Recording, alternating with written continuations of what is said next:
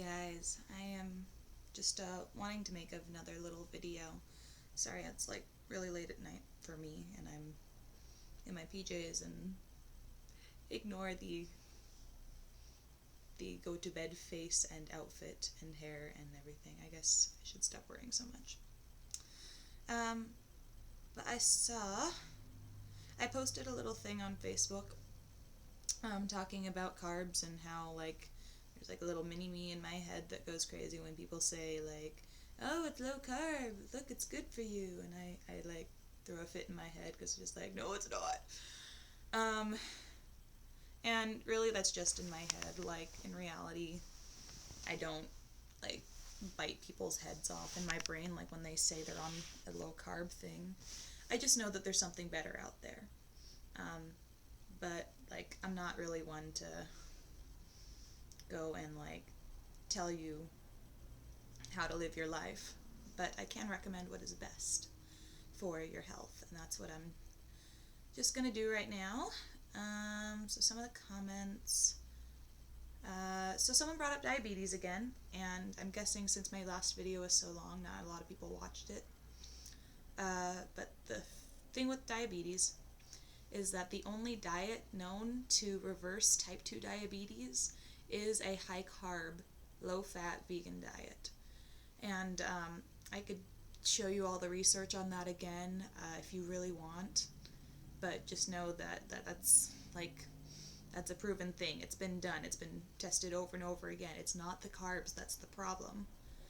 If you're on the American Diabetes Association approved diet, which is low carb, low fat, low calorie, then yeah, you have to kind of follow the rules of that, and that helps kind of manage diabetes.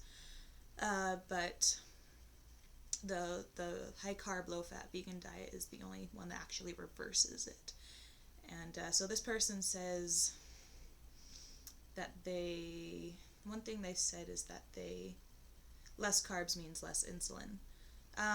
That's true if you're following the ADA guidelines, but if you're looking to actually completely get rid of having to take insulin, then you'll want to do the high carb, low fat vegan.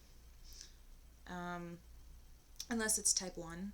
The high carb, low fat vegan can help manage type 1 diabetes.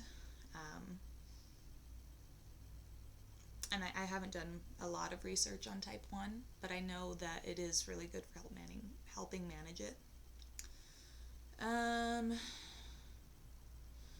Let's see, someone else talking about diabetes.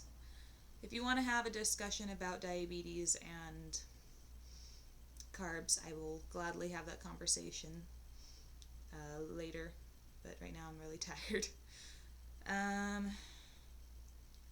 And then this person is actually my uncle, who's really cool. He's like a weightlifter and math whiz and stuff like that. So love you, uncle. I'm not gonna say your name online because I don't want people stalking you or whatever. But he just says that the complex carbs make him sleepy, and I could see that because the carbs give you glucose and sugar, which means your blood sugar rises when you have a lot of carbs, a lot of the sugar, and then you kind of drop. So unless you have that steady supply of glucose and carbs go into your brain, then you might experience a similar drop as you would drinking an energy drink. And that also has to do with the rest of your diet, what else you're putting into your diet. Are you putting animal products? Are you putting other things that would kind of make that cycle more dramatic? So I could go more on that, but if it really is a problem of you just get really sleepy with carbs, then whatever.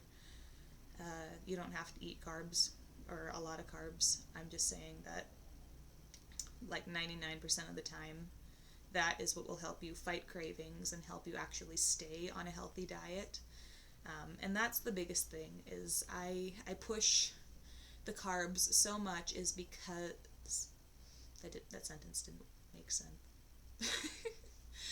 The reason I push the carbs so much is because I know how hard it is to stay on a healthy diet. Whether you're eating fruits or vegetables on a high carb or a low carb, high fat, low fat, whatever diet, it is going to be hard to stick to eating the stuff you need, the fruits, the veggies, the grains, the things that you, the nutrients that you need, if you're not getting that steady carbohydrate load in. So yes, there's people that are eating healthy, but they're doing like low carb, and then they always talk about their cheat days. They always talk about like, oh, that cake was so tempting. And I was thinking like, what a miserable way to live. Like, I've lived that way, and it's awful. Your body wants to have a cheat day because you're depriving it of its fuel, of its glucose, and so that's why I push the carbs. If you have diabetes, I'm still pushing the carbs. It's going to be great if you know, it requires a lifestyle change. Like, you can't up the carbs but then still eat the animal products. It doesn't work like that. And I could go into that again, why. Anyway, this video is running a little bit long. That's pretty much it. Hope you guys have a good night, and I will talk to you later. Why won't you stop? Okay, bye.